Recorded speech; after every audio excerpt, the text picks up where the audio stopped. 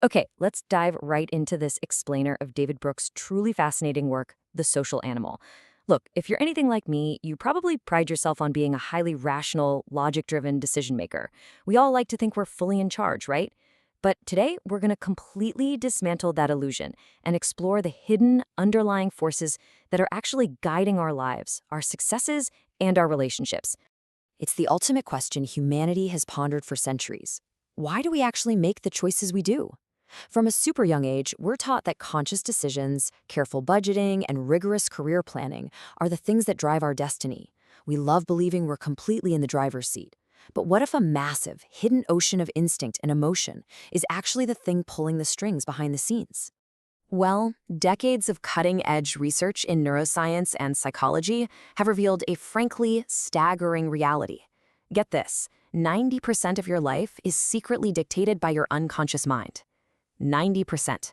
That shrinks our conscious, logical processing down to a tiny 10% sliver. It completely, utterly flips our traditional understanding of human behavior right on its head. So, to truly grasp this massive paradigm shift, we first need to understand how our brain is fundamentally divided. The best way to think about your conscious mind is like a noisy professor living in your head. You know the type. Constantly making lists, calculating risks, thinking in words, and let's be honest, usually taking all the credit.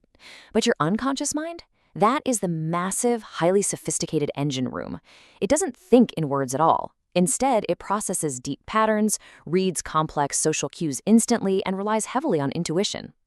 Traditional education focuses almost exclusively on that noisy professor, but modern science tells us the engine room is the one actually calling the shots. To see exactly how this powerful engine room is built and shaped over a lifetime, we're going to follow the chronological journey of two fictional characters Brooks created, Harold and Erica. We'll track their development from the critical, foundational days of early infancy, battle right through the chaotic years of adolescence, and finally see how all this hidden wiring dictates the complex power dynamics of their adulthood. Their journey begins with something called attachment theory. Now, long before Harold or Erica could formulate even a single conscious thought, their unconscious minds were being permanently sculpted. You see, early attachment isn't just a warm, fuzzy feeling. It is a completely critical neurological safety system. The way caregivers interact with an infant quite literally, physically wires that baby's brain for the rest of their life. For example, Harold receives really warm, secure care from day one.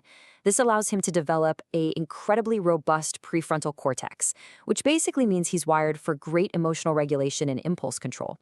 But Erica, on the other hand, grows up in a really cold, chaotic environment. This insecure attachment wires her amygdala, which is the brain's fear center, to become hyper-responsive. Her unconscious engine room is basically built to constantly scan for danger just to navigate social survival. And this early neurological wiring directly impacts our capacity for something absolutely incredible called intersubjectivity. Powered by mirror neurons, this is the silent, automatic connection that allows two people to perfectly align their emotional states. It's kind of like a biological Wi-Fi connection. It's the primal, pre-conscious language of intimacy that lets a mother and baby synchronize their heart rates, and later in life allows adults to form those incredibly deep nonverbal bonds. Now, as our characters grow up, they face the ultimate clash between their conscious, logical efforts and their deeply ingrained internal feelings. This brings us to a total game changer in how we make decisions. For literally hundreds of years, we were taught that emotions were messy, primitive urges that our superior logic had to swoop in and tame. But actually, scratch that. Modern neuroscience proves the exact opposite. Emotion is the true CEO of the mind. Your emotions are highly intelligent, split-second assessments calculating value based on your biology and that early attachment we just talked about. Your logical mind? It's really just the PR department that scrambles to make up a rational-sounding excuse for the decision your emotions already made. And man, the CEO role of emotion becomes incredibly obvious and honestly pretty exhausting during the teenage years. The logical prefrontal cortex is still heavily under construction, right? Meanwhile, the emotional and reward-seeking centers are running at absolute maximum speed, all fueled by a massive surge of hormones. So the whole teenage struggle isn't some moral failing. It's just a profound biological reality, where the emotional engine room is completely overpowering the still developing logical professor. Moving out of the chaos of adolescence and into young adulthood, we really start to see how that early unconscious mapping dictates our professional and romantic destinies. Take Harold's romantic life, for instance. His secure, early attachment naturally paves the way for deeply trusting relationships later on. It turns out your capacity for enduring love isn't just a logical choice you make in your 20s. Subconsciously, you are actually seeking out adult partners who match the exact map you forged decades earlier as a baby. Harold's neurological confidence simply allows him to establish deep trust effortlessly. Meanwhile, Erica enters the corporate world and just rapidly climbs the ladder.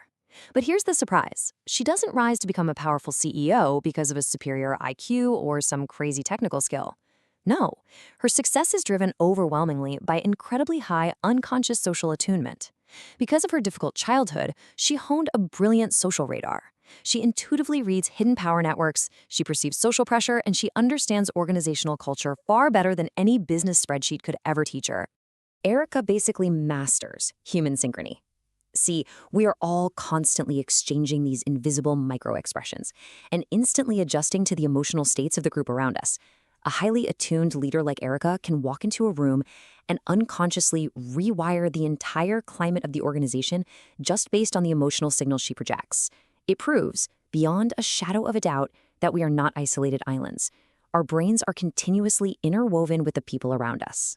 Realizing that our character, resilience, and success are driven by deeply embedded unconscious habits rather than sheer logical willpower completely shifts how we view our society. And this brings us to a genuinely blistering critique of modern life. Think about it for a second. If our destiny is truly ruled by this massive unconscious engine room, why in the world is almost all of our public policy aimed squarely at the conscious professor? Our societal systems, politics, economics, education, they rely so heavily on traditional logic and economic incentives, assuming we are purely rational actors. And because of that, they frequently fail to solve our most deep-seated issues. A science-based policy, however, acknowledges that if you really want to change human behavior, you absolutely must support early child attachment. You have to nurture mental health, and you need to heal the deep biological and emotional engine that actually drives the human machine. Ultimately, Harold and Erica's journey reveals a really beautiful truth about meaning. True happiness, it doesn't come from isolated material achievement or endlessly chasing ego validation. It requires the continuous presence of secure connections and a compassionate culture over individual status. Your real intelligence is your social perception, and your absolute greatest achievements will always arise from profound connection, not called logic. As we wrap up this explainer, I want to leave you with a final thought to really chew on.